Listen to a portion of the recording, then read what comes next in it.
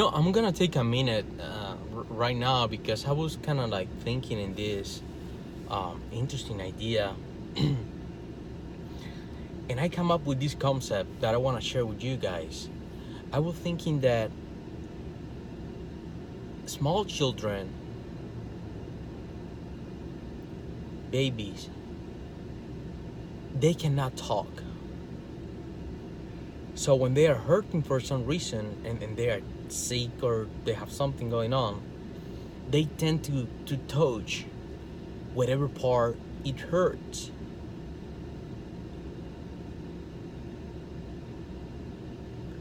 How is this important? I see so many people concerned about guns and gun controls and stuff like that. And it kind of crossed my mind, well, why, especially when there is one of these school shootings, everybody goes crazy. And I think, why in the schools? Why these shootings are not happening in some other places? Because there are many places that have exactly the same gun policies. It could be a supermarket, it could be a mall, it could be a parking lot, it could be so many other places. But they don't happen there. They happen in schools. And then this is when this click, small children, when they cannot talk, because this is important, it cannot be communication, it cannot be direct communication. When they cannot talk, they touch where it hurts. Well, a country cannot talk. So when there is a problem, it has to be manifest in some particular way. And in that particular way, or in that particular area where the problem is where something is gonna happen. And it is happening in schools.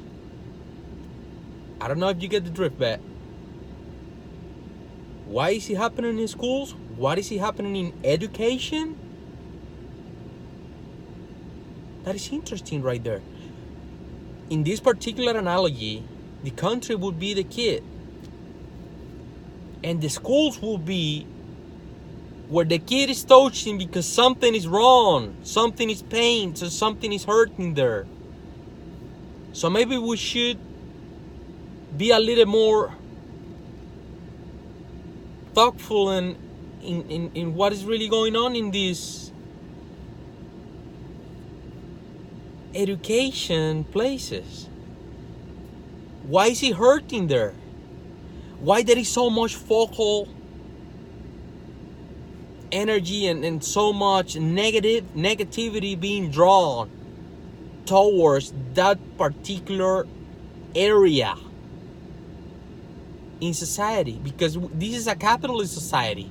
If people were not at capitalism, they will be out shooting in malls, places you spend money, places that voluntarily transactions happen without any government intervention. But they are not going out killing people in malls, and they are not going out killing people in Wall Street, and they are not going out killing people in, that kind of thing. They're going and killing, and there are no guns there. There is same security more or less as school.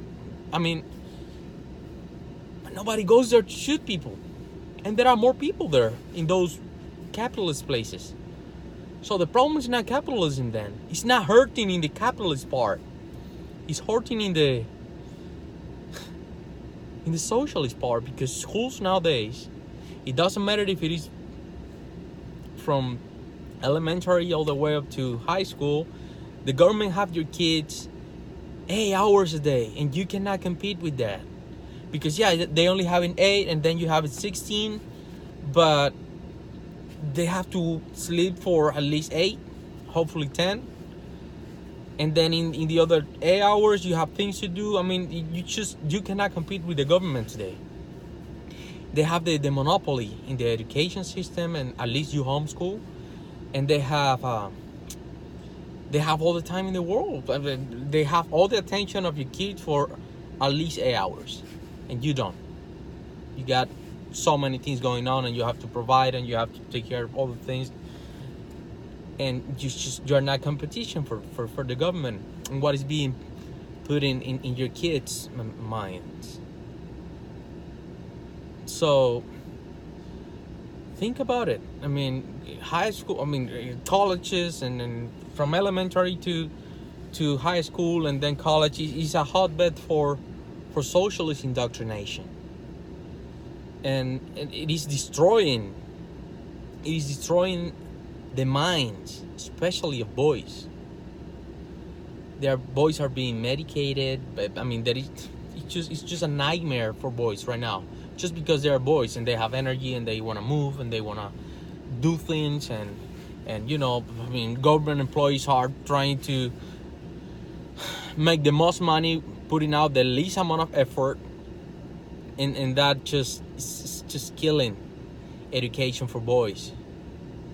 And coincidentally enough, boys are the ones doing the school shootings. Think about it. Let me know what you think in the comments. Thank you very much. Bye-bye.